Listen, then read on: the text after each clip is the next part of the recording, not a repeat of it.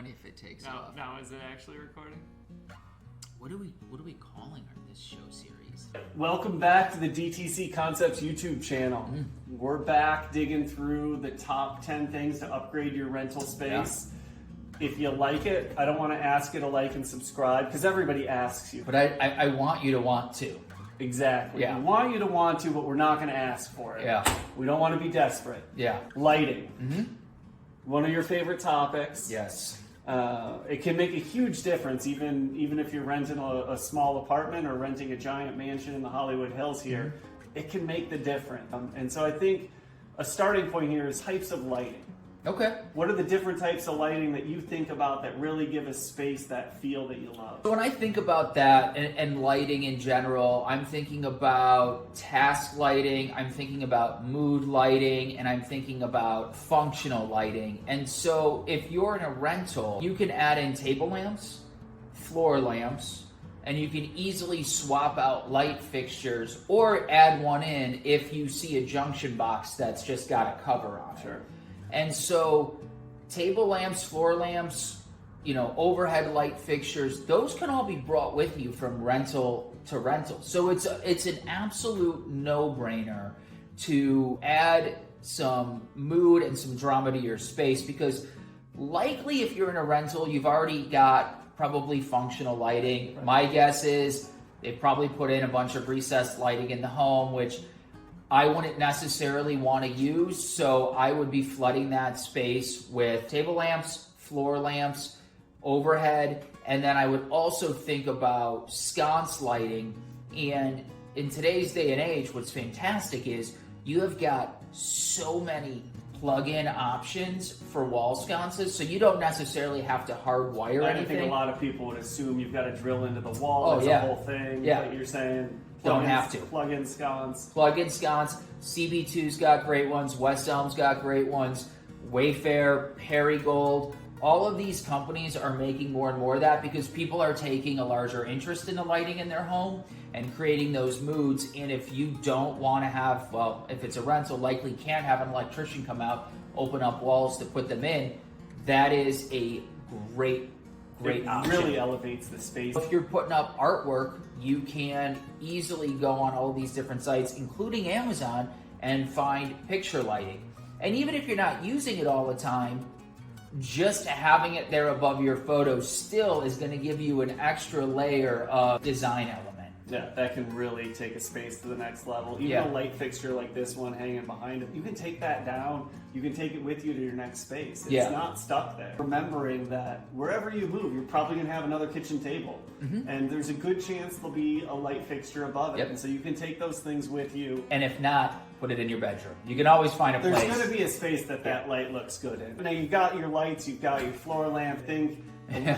Bulbs, there's way more types of light bulbs than I ever knew. Let's go to for light bulbs. My rule of thumb is always 2700K, and I didn't realize how many people didn't know that, and we did, I think, a quick Instagram video about it, and the amount of people that reached out to me to say that they never even knew that was a thing, it kind of blew my mind because as my face ages, I constantly think about how it's lit.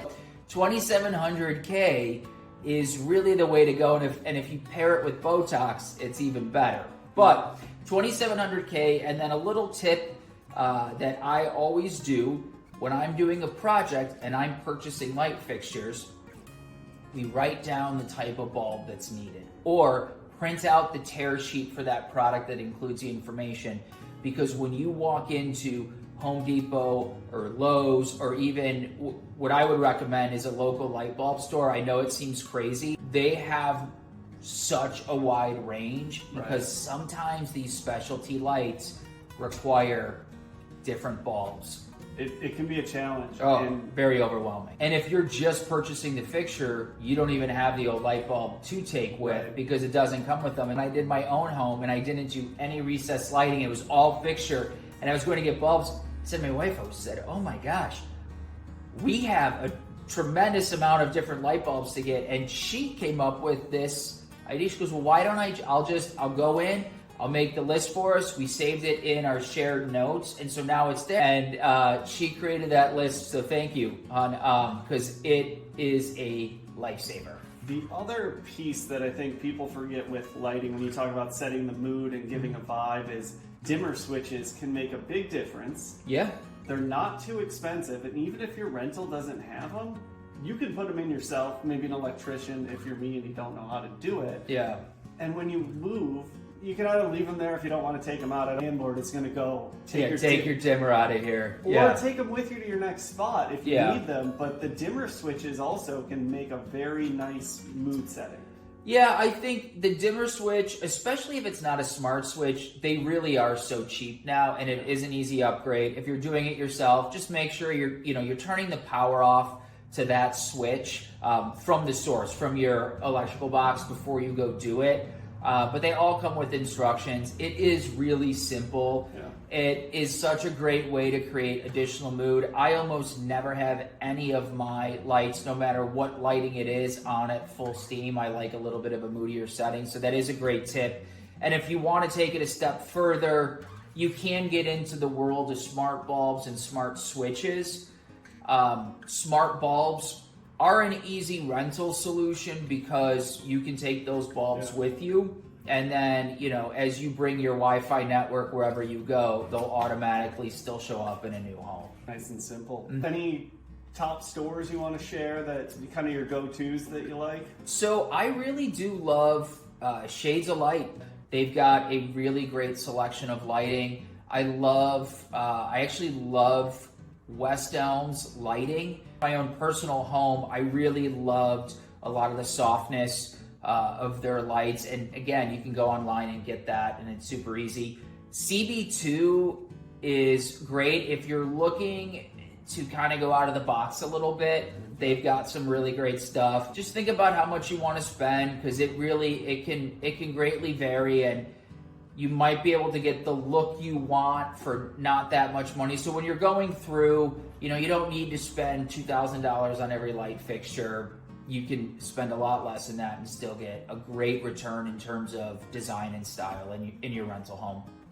Lighting can make a huge difference. So if you like this, you like the tips, I know we said we weren't going to ask, so we won't ask, but you can like and subscribe if you want to. Lighting is a huge upgrade for all these spaces. It's a game changer, and it's such an easy thing to do, and you can take it from rental to rental, and I don't think you'll ever get tired of upgrading your lighting.